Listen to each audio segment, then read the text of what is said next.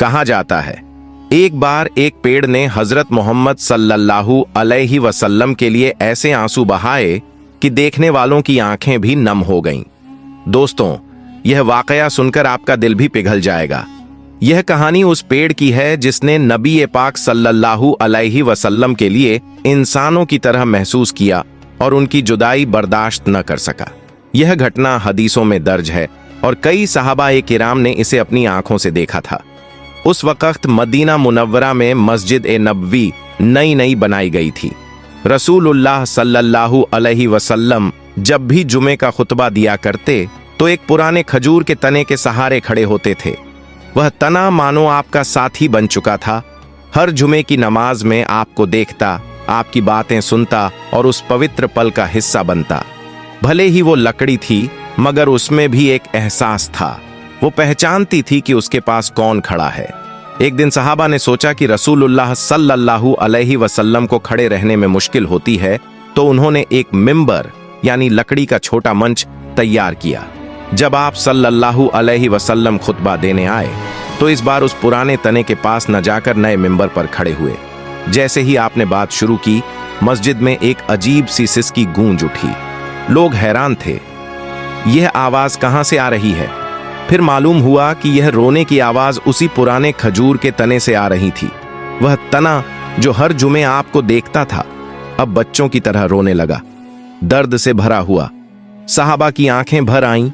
उन्होंने कभी ऐसा मंजर नहीं देखा था। एक पेड़ जो अपने नबी के लिए तड़प रहा हो। रसूलुल्लाह सल्लल्लाहु अलैहि वसल्लम मिंबर से उतरे, तने के पास आए और अपने मुबारक हाथ उस पर रखा। फरमाया, शांत हो जा, तू क्यों रो रहा है। फिर आपने उसे अपने सीने से लगा लिया। सारी मस्जिद में सन्नाटा छा गया। बस उस पेड़ की सिसकियां सुनाई दे रही थीं। धीरे धीरे वह थम गया। आप सल्लल्लाहु अलैहि वसल्लम ने फरमाया, यह पेड़ इसलिए रो रहा था क्योंकि यह मुझे हर जुमे देखा करता था। अब जब नया मिंबर बन गया तो यह मुझे देखने से महरूम हो गया। यही इसकी तड़प है। सहाबा दंग रह गए। एक पेड़ जो नबी से मोहब्बत करता है, लेकिन यही तो अल्लाह की कुदरत है। वो जिसे चाहे उसमें एहसास पैदा कर देता है।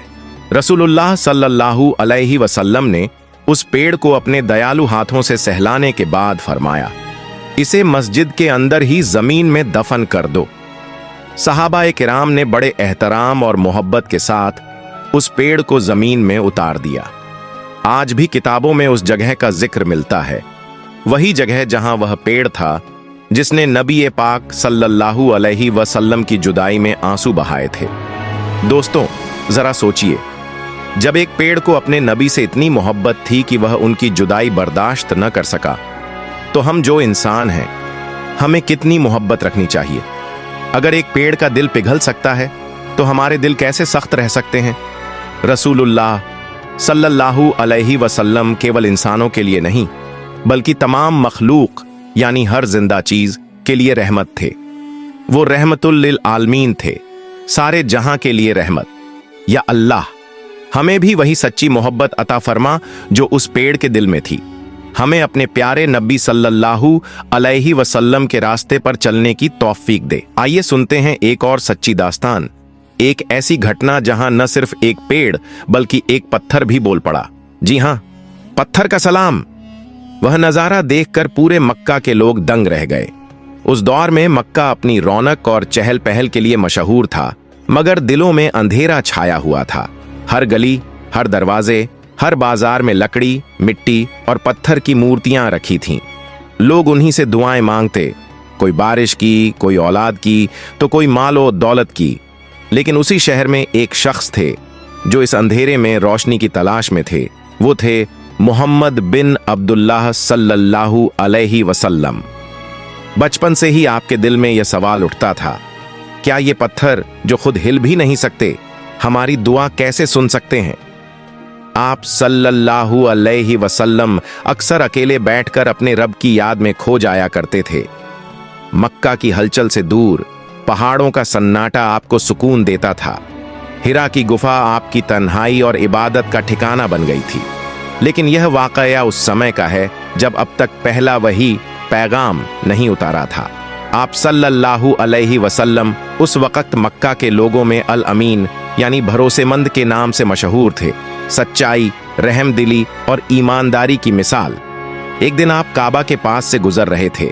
शहर की हवा में बुत परस्ती की धूल फैली थी, लेकिन आपकी निगाहें आसमान की तरफ थीं और दिल में एक सवाल गूंज रहा था, ऐ मेरे रब, सच्चाई कहाँ है?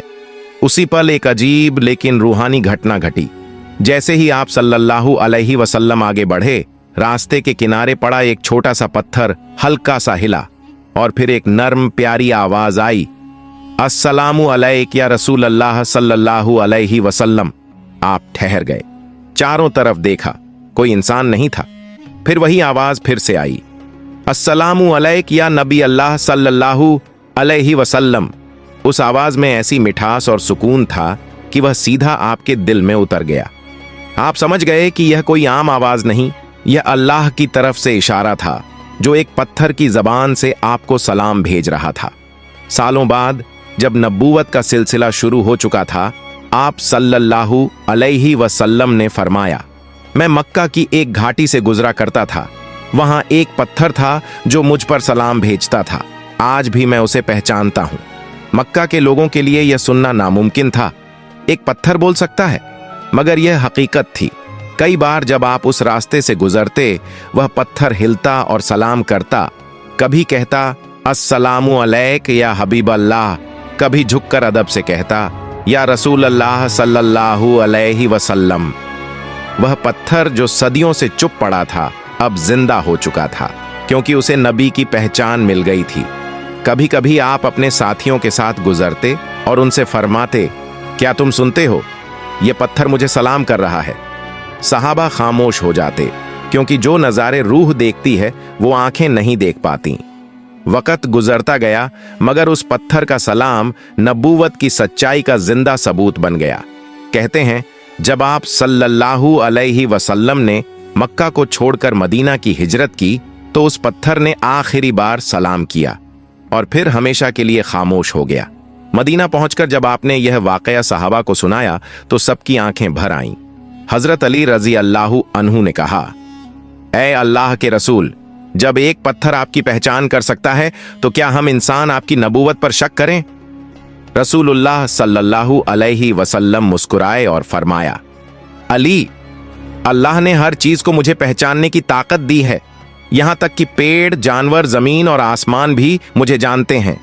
ये वही राज था जो उस पेड़ के रोने में भी छिपा था, क्योंकि इस कायनात का हर जर्रा नबी की नबूवत को महसूस करता है। फर्क बस इतना है कि हम सुन नहीं पाते और वो सुनते हैं।